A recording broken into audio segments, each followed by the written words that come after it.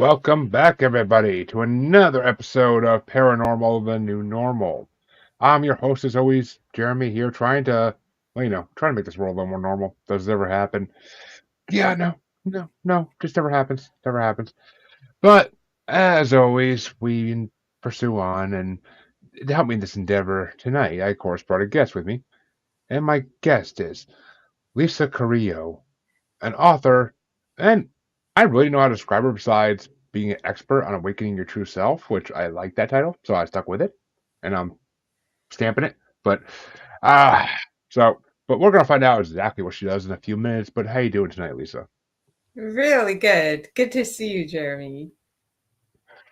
Glad to have you on, and I have to say, looking at your profile, I'm like, what exactly is her title? I mean, I'm looking at it, I'm like, all right, you know what?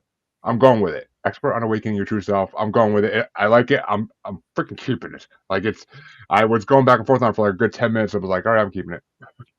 I think it's I inspired. I love it. I mean, yeah.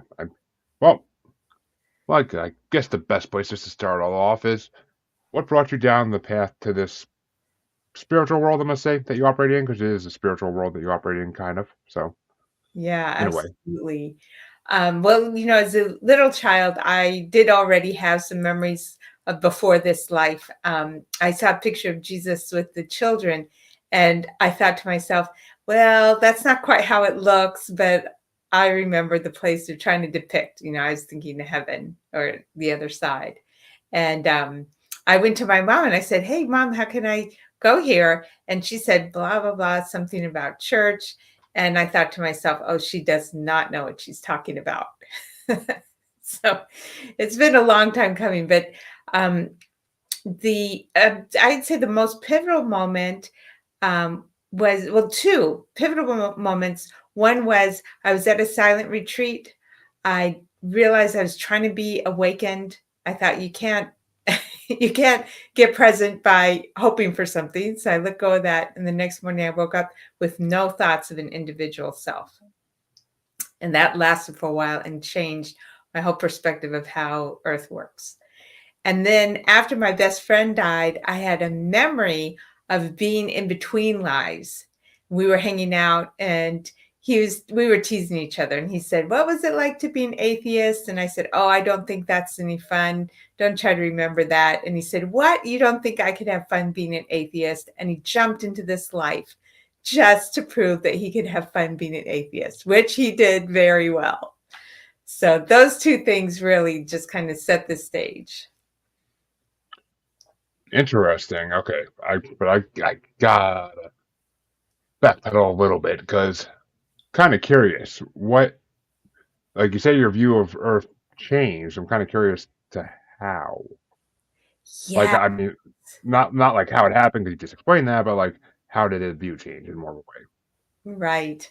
So up until then, it felt like effort was an important part and controlling different aspects of myself was an important part.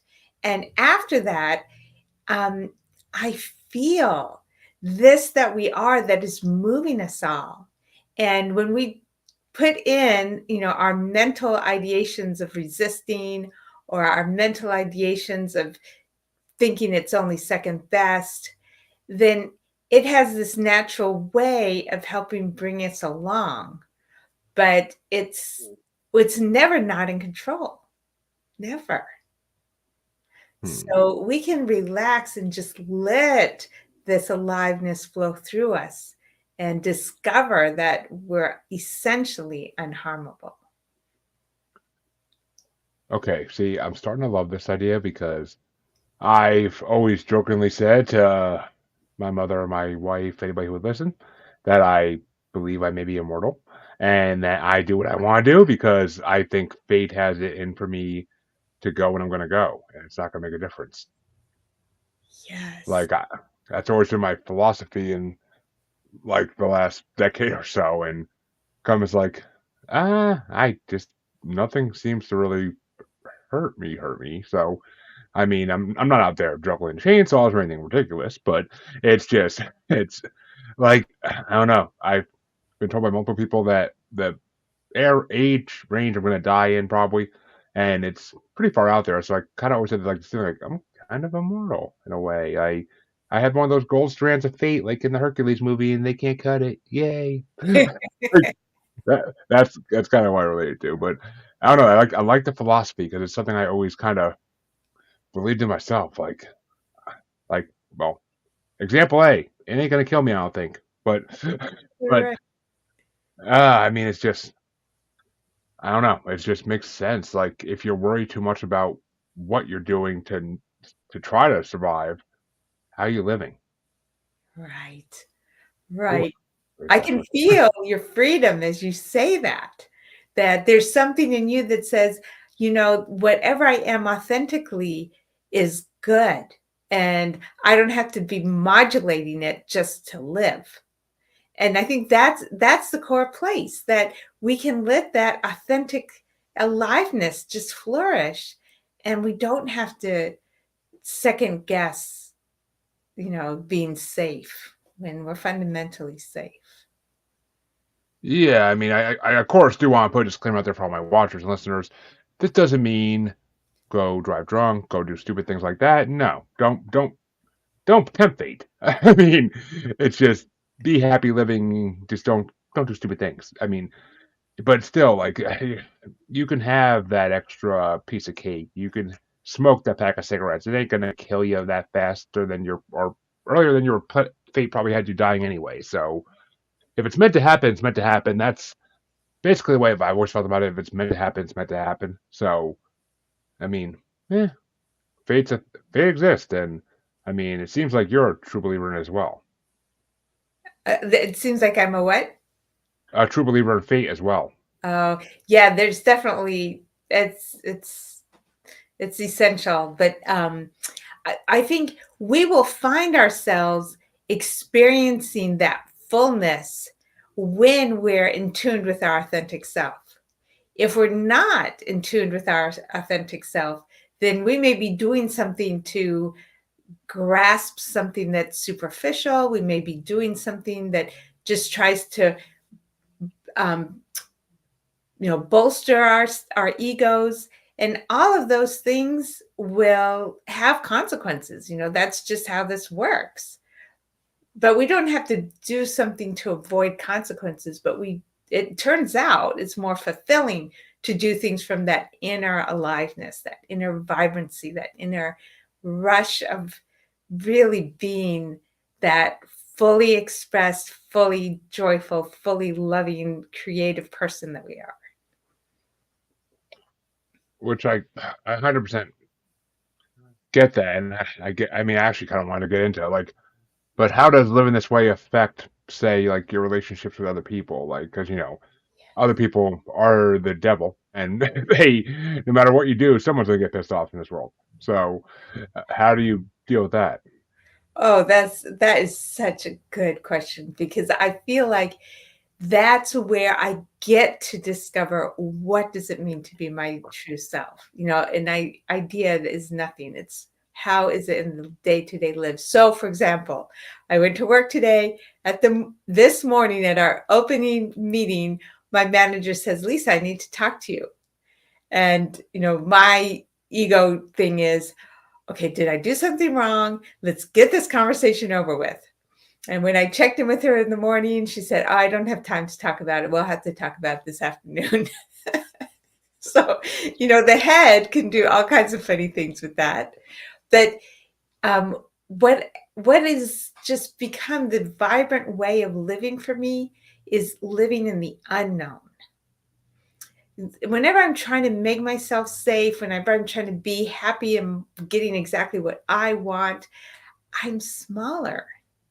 So I get to practice living the day in the unknown and notice if my mind was going, oh, is it going to be something bad? Is it going to be something good? Because the mind wants to put a box on it. No, no, I was just allowing myself to be in the unknown. And I went in there knowing that I like her. Whatever she has to say to me, we can discuss. There's not, you know, she's not going to try to hurt me. And if she did, I'm an adult, we can talk about it. So I went in there at a very open, free place. And she said, blah, blah, blah, there's this policy and you're supposed to be doing blah, blah, blah. And okay, was it a policy that I particularly like? No, but is it a policy that's going to really change my life? Not now. If it does in the future, it's about time off and that kind of thing. If it does in the future, I'll negotiate with her. But that's the thing is, I let go of trying to be in a safe box of what I know, and I stayed in the unknown.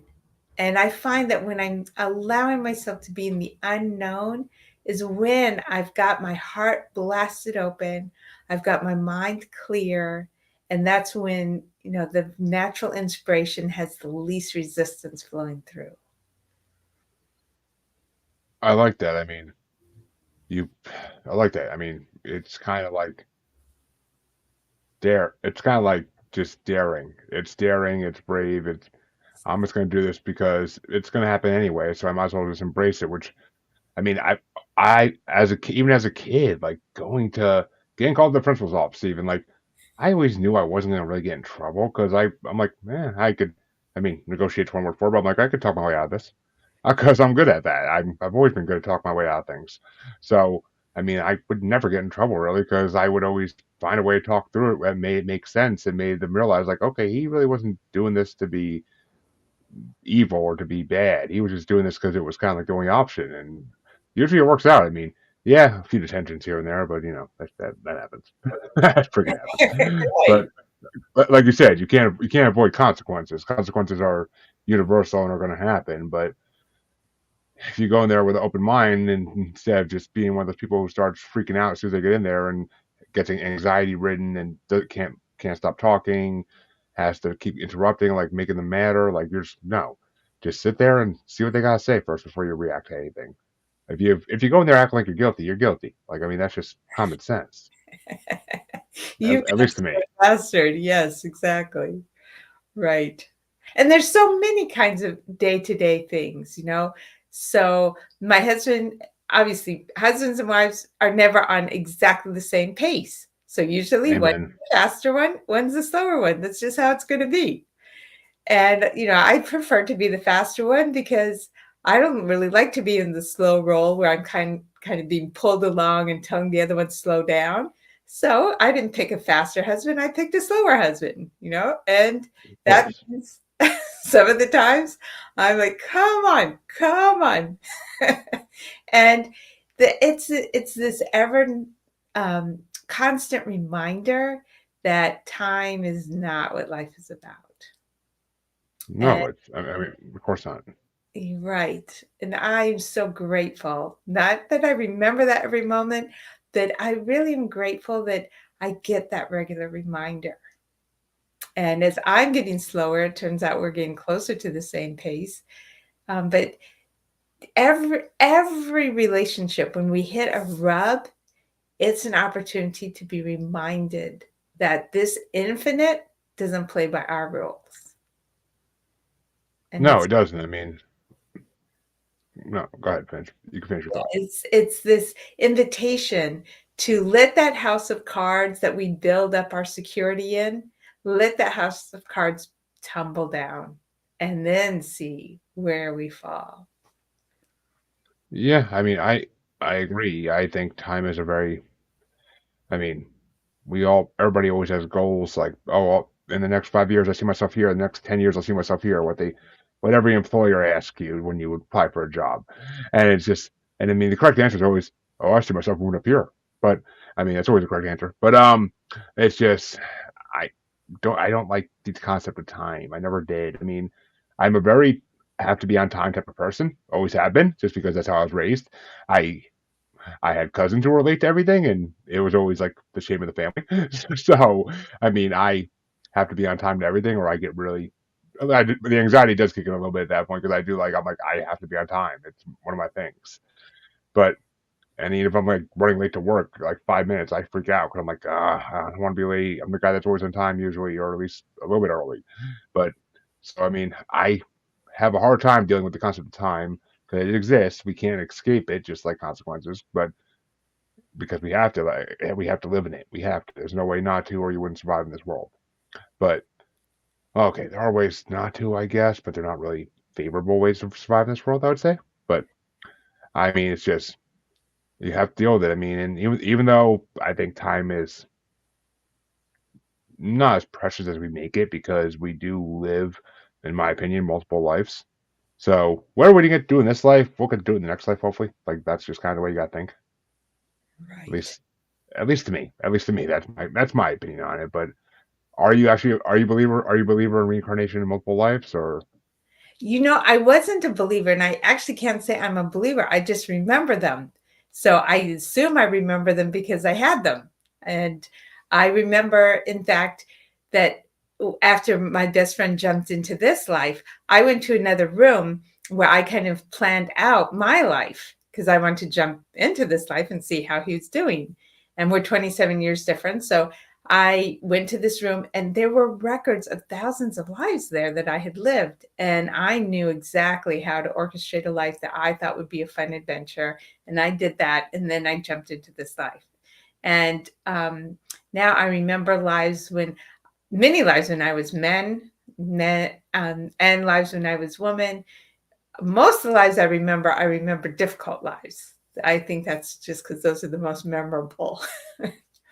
probably? I mean, living a peaceful life, I'm sure, isn't that memorable. And Right. those who live peacefully are not usually that memorable to begin with. So you remember the ones who everybody always knew. Everybody in the neighborhood always knew that person, and they lived a memorable life. But maybe not for good things. But I mean, memorable for just being them, basically. But since you do remember multiple past lives, I was actually going to ask you, what would you say is the most interesting life you lived? I was a murderer. Okay, now And you got my attention. yes, I was working for other people, and and by the end of that life, I was really done. I had learned a lot. I learned about because I was totally outside the culture. That's not a life where you're fitting in at all. So I was outside the culture. I was watching what people strive to live for. I was watching what people prioritize in their life, and I could see, were they turning out happy? Were they not turning happy? Like, I was really in this total observer place, and I learned so much. And by the end of it, I was sick of what I was doing. And fortunately, I had a heart attack. I was able to just quit working for my employer. But yeah, that was such a learning life for me. Such a learning life. Yeah. Now, when you can see these lives, do you like know what time periods they're in, or is that kind of elusive? This one was fairly modern. Like, it could have been parallel to this one. For me, it's kind of like everything's happening in a bowl of soup. And you can make a thread however you want. You can take a noodle, for example, and it can go anywhere in that thread of soup. And then you can be outside the soup and jump onto any piece of the noodle. So our timeline is like a noodle in the soup, and we're outside. We can jump into any part, and if there were if I was also living in this timeline right now, that doesn't mean that I'm living it twice. It just means that earlier, younger me also lived in this location. Interesting, interesting. Okay, so when you these past lives, you're not talking just traditional past lives. You're actually talking about a multiversal view almost of you in different. I want to say, well, yeah, you in other universes. I mean, it's as much as this may be looking like it's turning into a comic book movie, folks. It's really not. But I mean, it's what actually helped me understand it more than anything, though, because thank you, Spider-Man. I mean, multiversal threads are kind of like special things, and just because I mean, so you can kind of almost, and I'm sorry for the comic references here, but you can almost kind of Madame Web it and see all the different timelines running at once in a way in that room you talked about. Yes, exactly. Time is not different than any other dimension of space. No, Time it's not. is another dimension of space. It's only because we're in the third dimension that when we look to the fourth dimension, we experience it something like time. But really, it's not. It's just another dimension of space. Hmm. Which I mean, you're right. It is. It 100% is. It's just, I think it's just one of those. It's one of those things we haven't figured out how to really control yet. I mean, we're like you said, we're in the 3D world. That most likely I would say is the fifth dimension, if anything.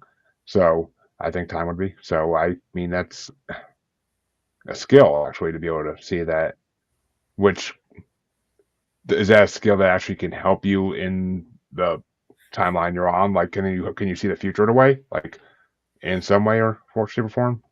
I two things I can't say I can just see the future, but two things have happened. One is that I get these senses about the future. Like this feels like the way we're headed, but I don't really say that that's seeing the future. The other thing is there's been two times when I felt like I sort of got to choose a timeline. Like I could feel the possibility and something deep inside me. So I don't think I had this skill in this life, but I had another that I could sort of access. Something deep inside me knew how to say, okay, in this case, it really, really, really matters. And I'm choosing this timeline.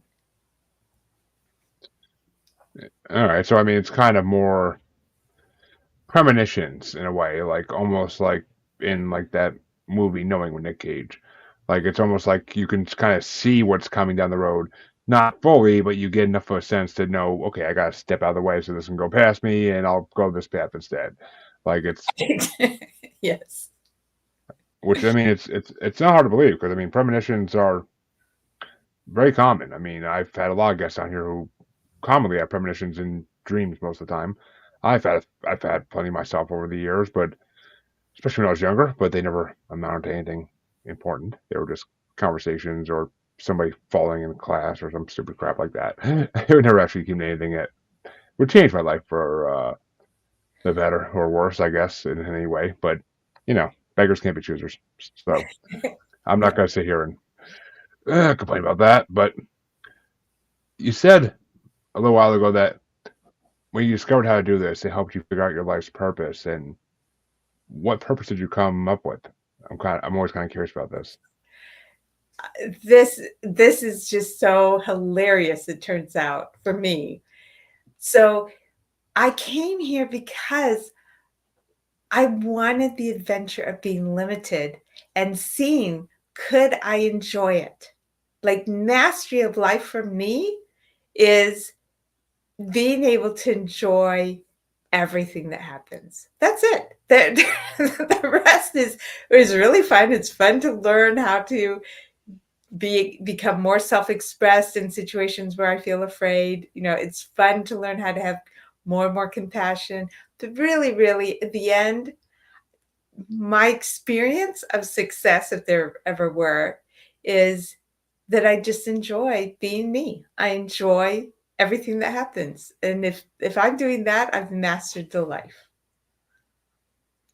Interesting. Well, I mean, you chose the right timeline to do that in. I mean, America under Biden. Yeah, that's a good timeline to just kind of learn how to deal with things. That's for damn sure. But Yep. God, It's really, it Eh, really, I feel that this aliveness that we are, because, we can theorize and conceptualize about this aliveness, but it's what we are. And it's what's creating every moment. So if I'm feeling aligned with this moment, like I know I want this moment, then I'm aligned with that thing. And so I've discovered, wow, my gosh, I'm having to be compassionate with myself because now I'm feeling guilty for no good reason because of my past conditioning. So time to be compassionate to myself.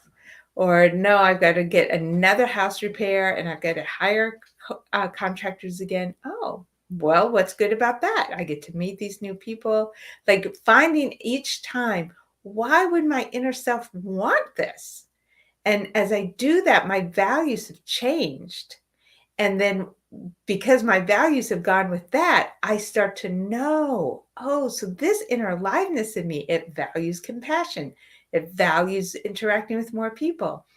And so the more I know from the inside this that we are, and here's the long point I'm getting to, I feel that I want this adventure that America and the world is on with all the crazy power structures as we figure out how to shift off the old skin and pop out. Like I know that this that we are does pop out.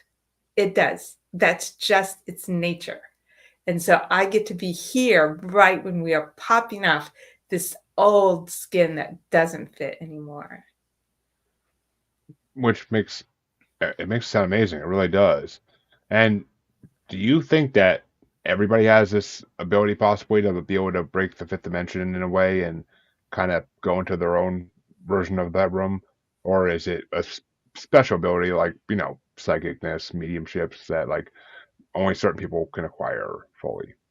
No, it's what we are. So anybody can get to the point of tapping into this that we are. It doesn't require anything. A lot of us are wrestling with avoiding fears, trying to control our lives, and that takes up a lot of energy. It truly does. The less we're doing that, the more energy we're going to have to tuning into this that we are. Well, what would you say is the best way for people to get rid of fear? What would you say is the best like method to do that? Like, because it's not an easy thing by any means. I mean, people are scared of the simplest things to fearing the most complex things in their life. So, I mean, there are some fears that make no sense, and there are fears that most of the world has. I mean, so how do people get over them? That's the Yeah. question I think a lot of people would ask that question, I think. Yes, exactly. One thing, so I can say what has helped me. First of all, my goal hasn't been to get rid of the fear. It's been to let the fear drive me deeper into what I am. And so that means, for example, we're starting this business and there's a lot of money up front and we have really no idea how many customers we're going to get. And at first, I was trying to find out, well, what are all the things you're supposed to do to grow a business, blah, blah, blah. And of course, yeah, that's important. I'm not saying not to do any of that, but deeper than that is, why am I doing it at all? And how is this life and love and creativity expressing itself through me? And then just release myself and abandon to that, knowing that, yeah, there'll be moments that it feels fearful. But I like the fear because it shows I'm on that living edge. The comfort zone is always with the ego. But Yeah, fear puts of us course. on that comfort, on that edge, that living edge of, wow, what is going to happen? And making friends with that feeling tunes me deeper, it forces me to go deeper than just, figuring it out with my head. Which makes sense. I mean, it's kind of like it's more like you're managing your fear, not quite getting rid of it, but it's more being in control of it, not letting it control you in a way, which Right. makes sense. Yeah, if people could learn to manage their fear, this world would be there'd be a lot better drivers out there. I'll tell you that much for one thing. But Right. Each person has like something different that their psyche has chosen as their control mechanism. It can be, I've got to be responsible. And letting go of being responsible all the time, knowing sometimes I fail and somebody else covers for me. Now I'm in the receptive, grateful mode. And for some of us, that's terrifying. I wanted to be in the responsible mode. Now I've got to be in this, vulnerable place. Or other people, their control mechanism is humor or their control mechanism is intelligence, or whatever it is, over planning, overachieving, over relaxing, whatever our control mechanism is, giving ourselves permission to flow into the opposite brings us back to that living edge, that living edge where we have to admit, I'm not running my life. Something deeper is running my life. Makes sense in a way. I mean, you can't let you have to run your life. You can't let anything else run it for you. You can't let fear, you can't let guilt, you can't let anger, you can't let anything run your life. I mean, it's just you have to be in full control, otherwise you're not going to be living the life you should be living. Because Right. none of those emotions are going to help you in the long run, really. They're just Yeah. going to make you, they're going to make your life shorter, one, most likely, or you're more fated to have them take you to begin with, I guess, in a way, but not to contradict myself earlier. But it's just, I don't know. Emotions are dangerous. They can be if they're not controlled. Well, rather than controlling them, for me, what I do is allow them to break my heart open, to let surrender to that flow of life. And, what is that flow of life? Maybe, at first my life was so full of duty, I really couldn't say what was the flow of life in me. But it became, what was it that made me alive, connected, fulfilled, creative? And it started with just little decisions. Am I going to buy the clothing or the furniture or go on the trip that helps me feel that? Or am I going to do something that's safe and comfortable? And little by little by little, it just became, okay, well, I can work less hours, have more time to write books. It just it developed. I mean, you found this podcast. Something in you just knew, this is curious. This has juice for me.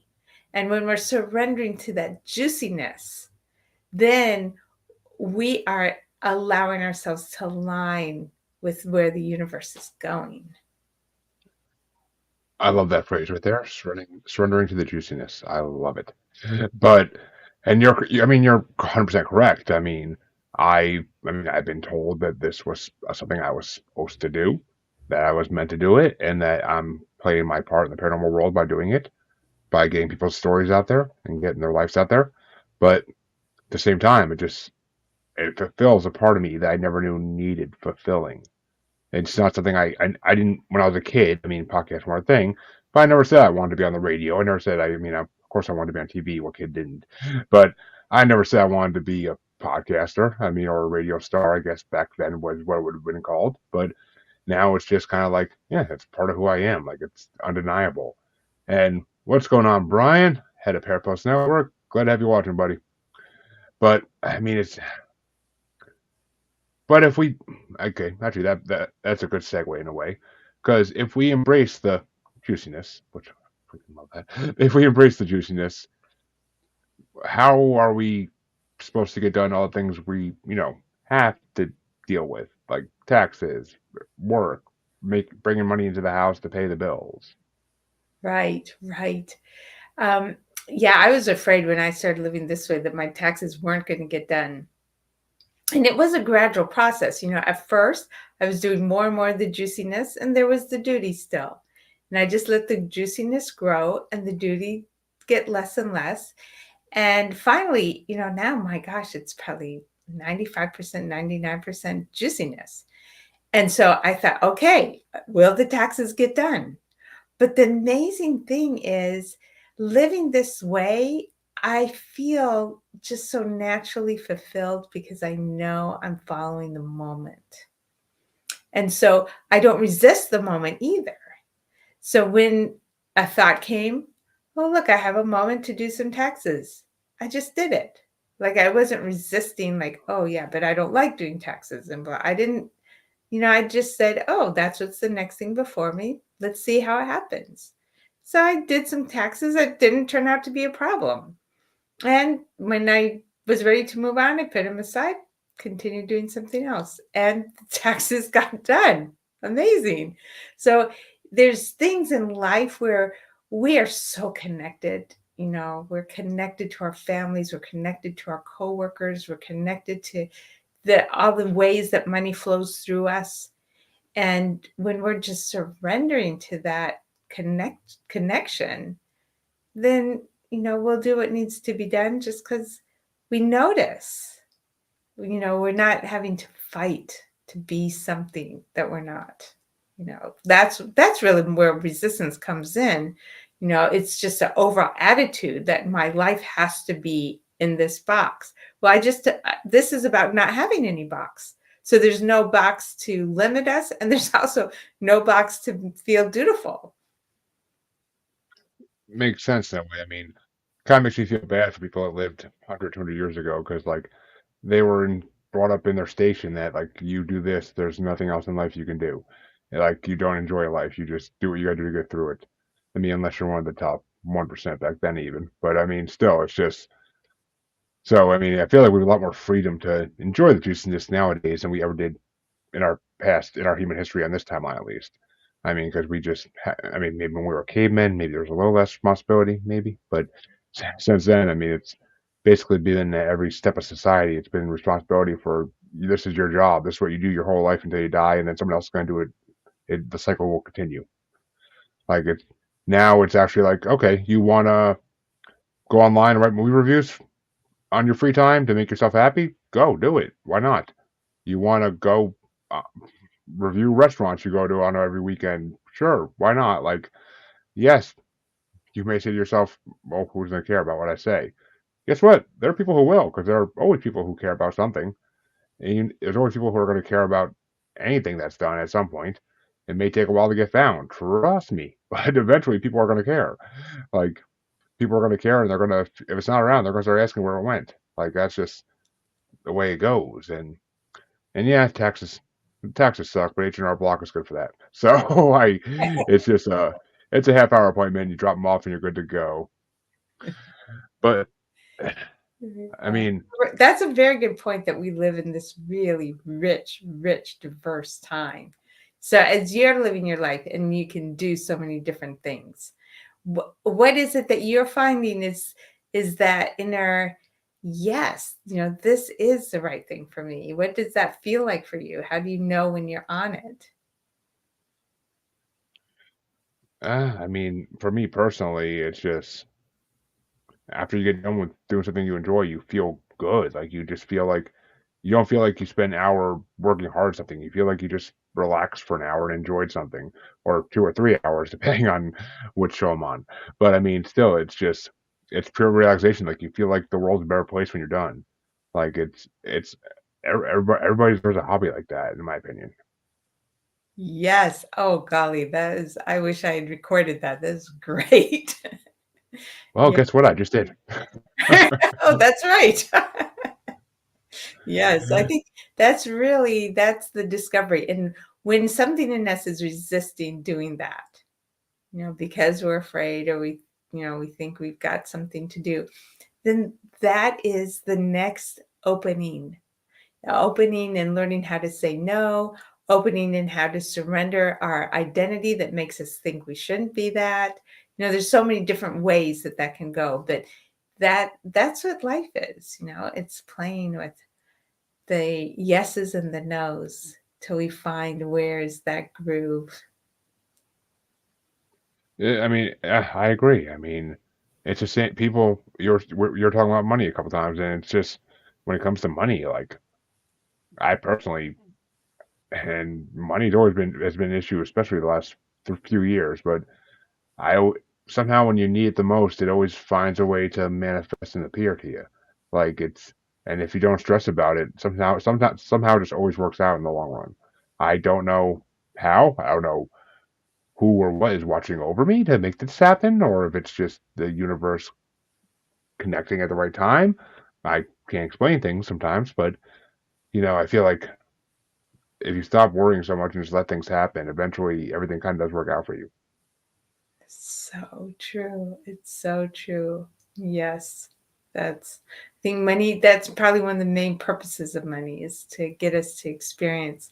We don't have to hold on tight. We don't have to make things happen. We can just willingly flow forward.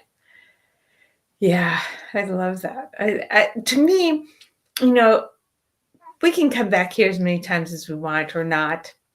Although, if I'm against coming back here, then I probably didn't learn the lesson here because I didn't get to the point where I'm enjoying everything.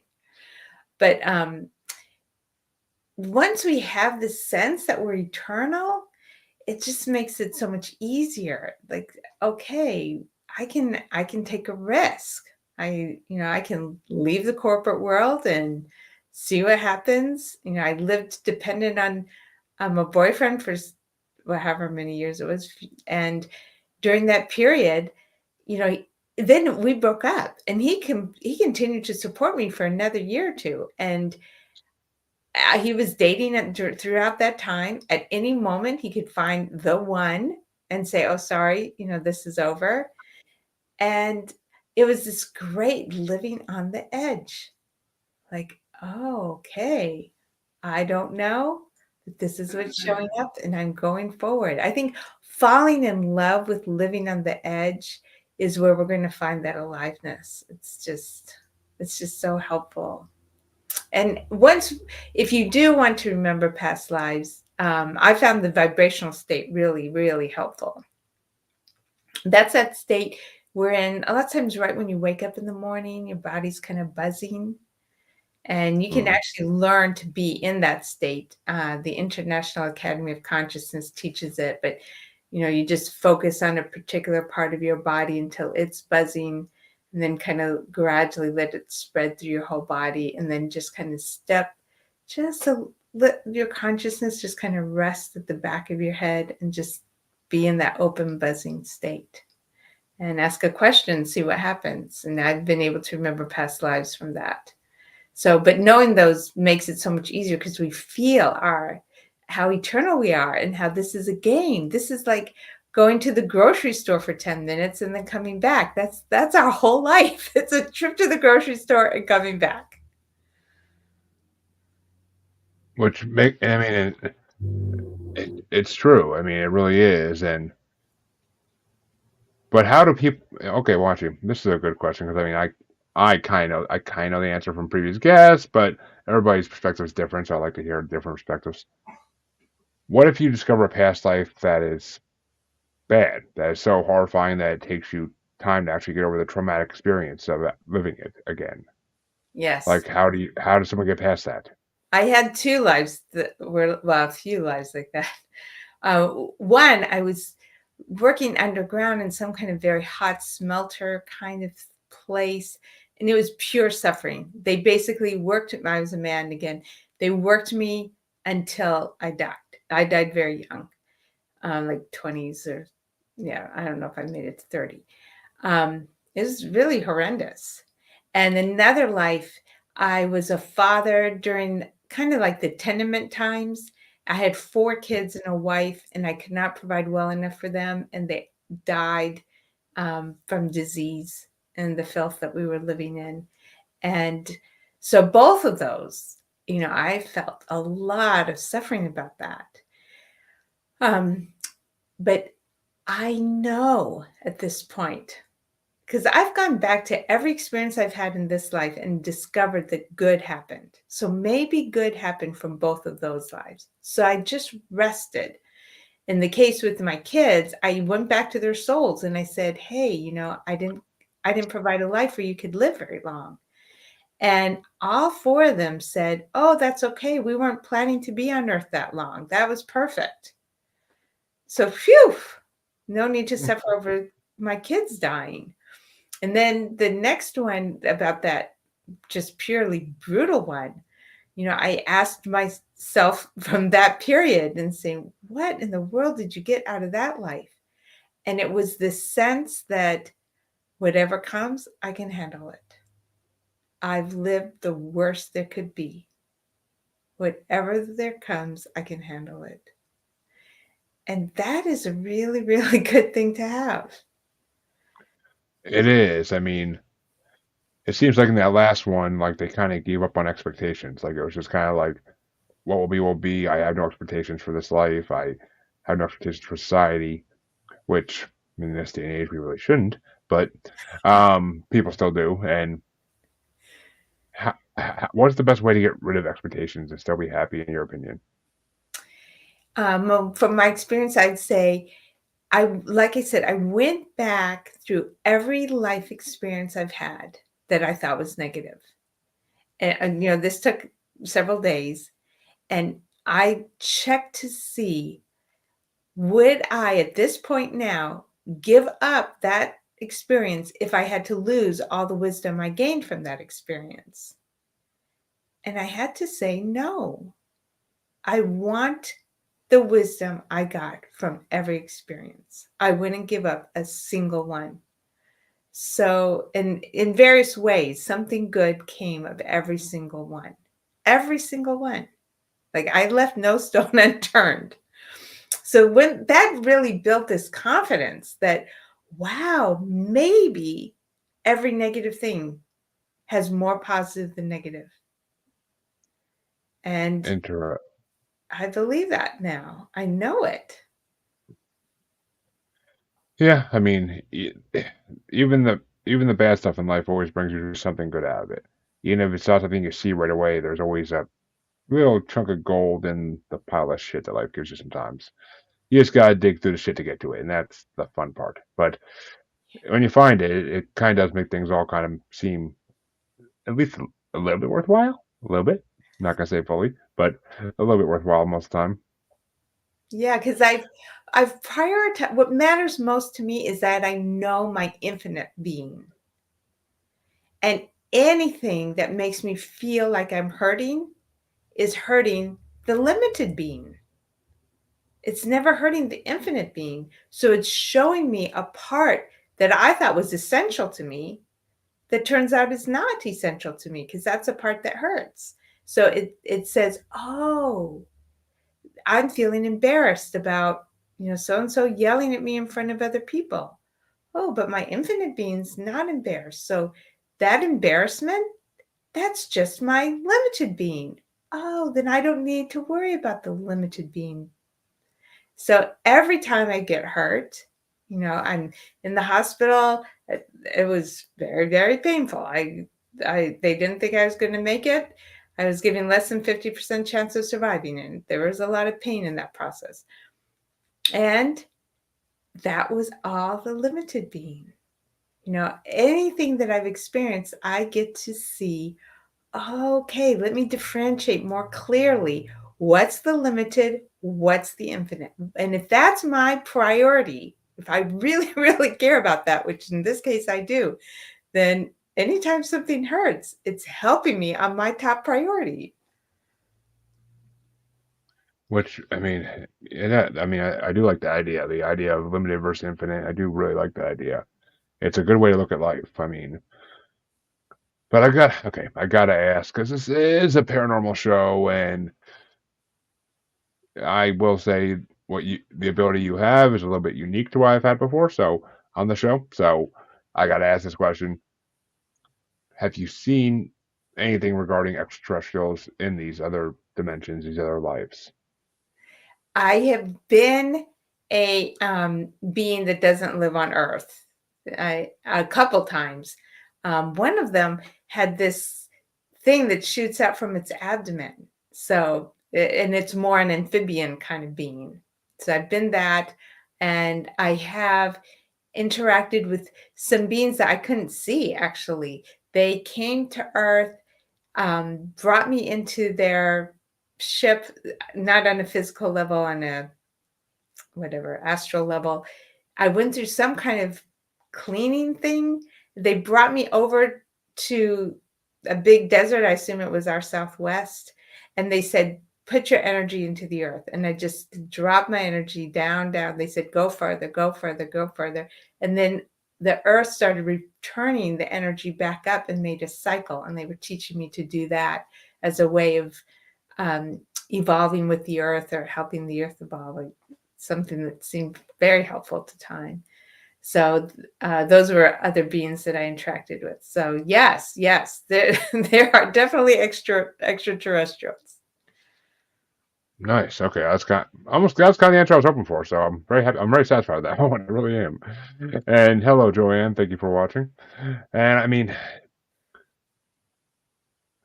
but I mean, because it's well believed that extraterrestrials travel. A lot of people believe that they're actually ultra terrestrials, that they travel through other dimensions rather than through space, because that's very 1950s sci-fi nowadays.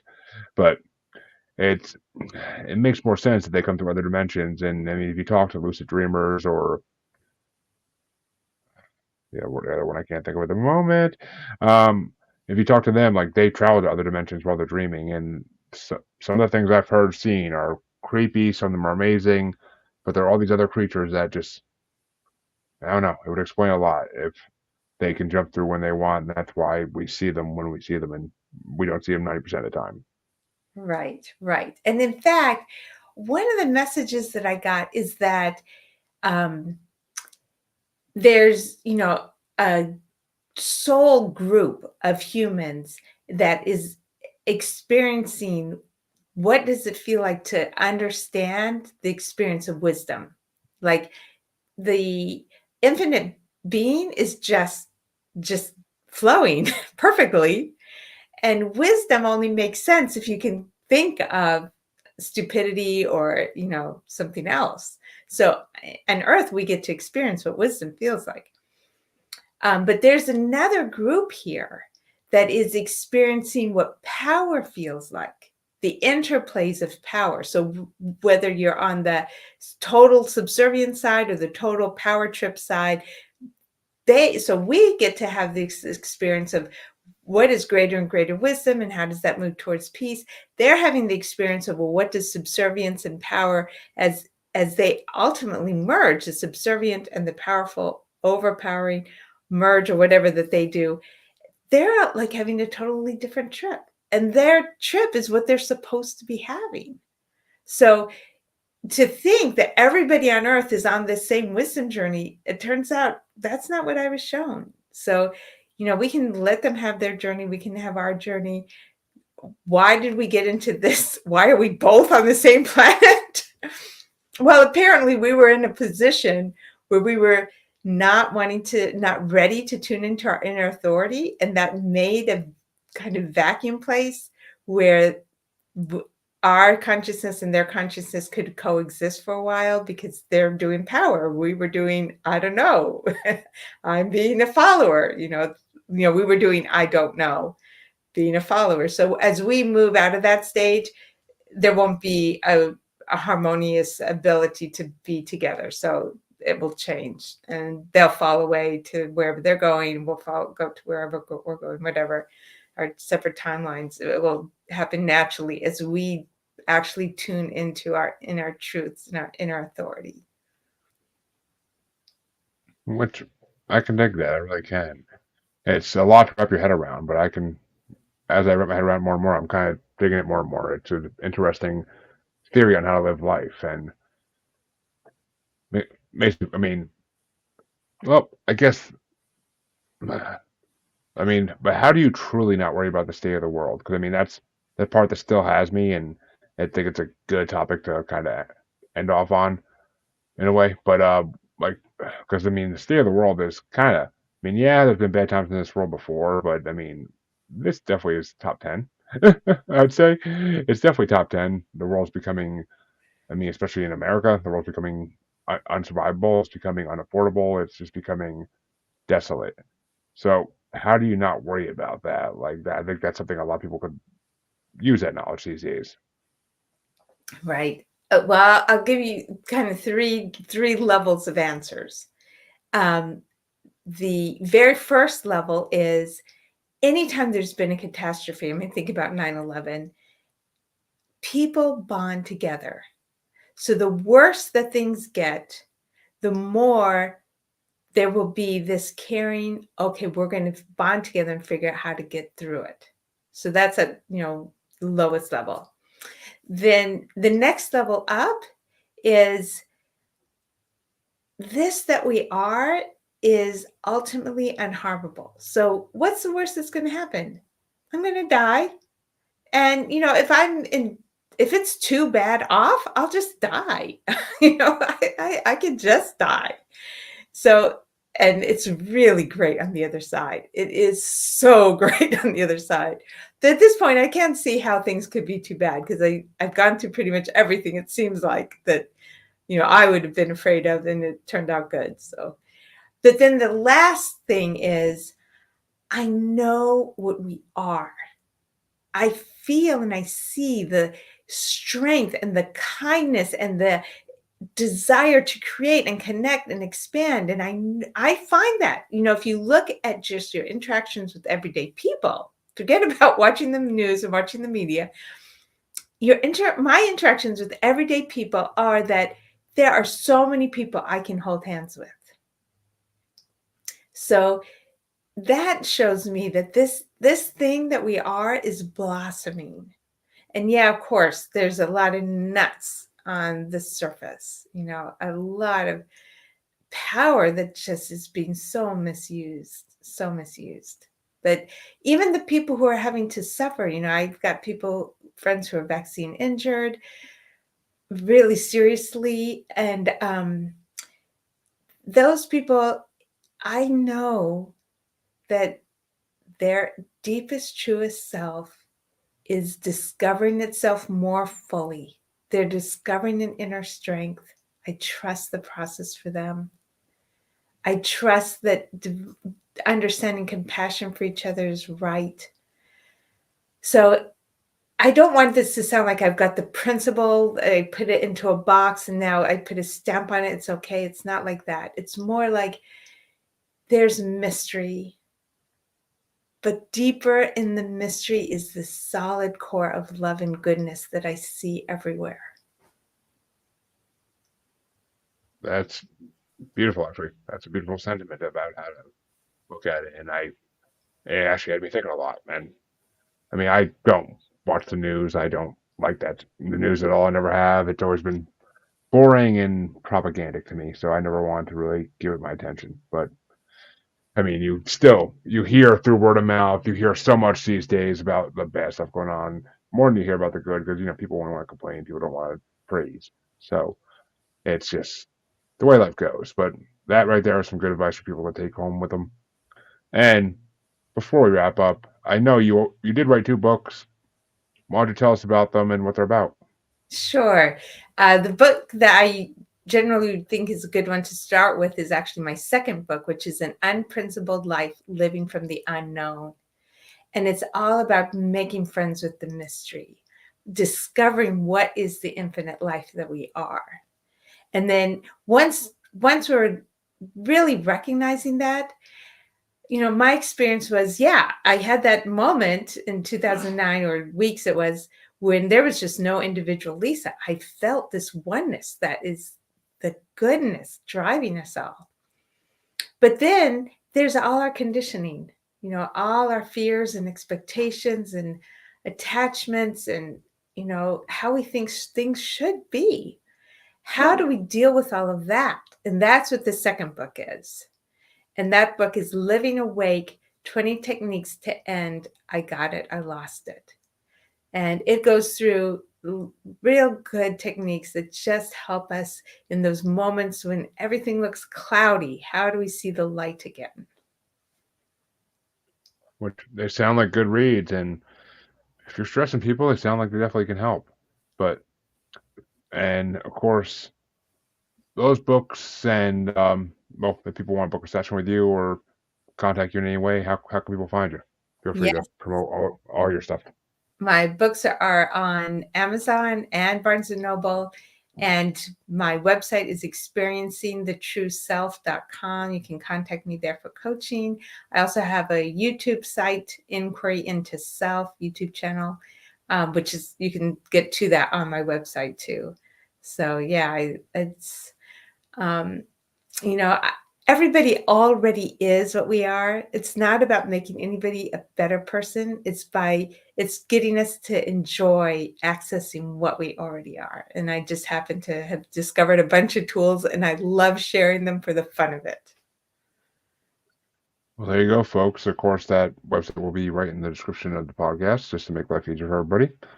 And I want to thank Lisa for coming on because it's been a fun, enlightening hour. It really has, and this conversation was amazing. So thank you for coming on, and having it with me, and letting my listeners and watchers learn a little something.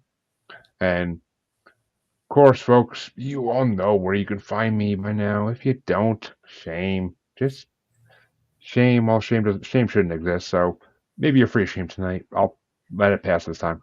But check the outro. Everything I do is there. Watchers, everything's in the bottom of the screen. Feel free to go to any of those places to find me. And I'll be back tomorrow with another interview. It's going to be interesting, to say the least. We'll get to that tomorrow, though. But thank you, Lisa, for coming on. It's been highly appreciated. And to everybody else, have a good night because I need sleep.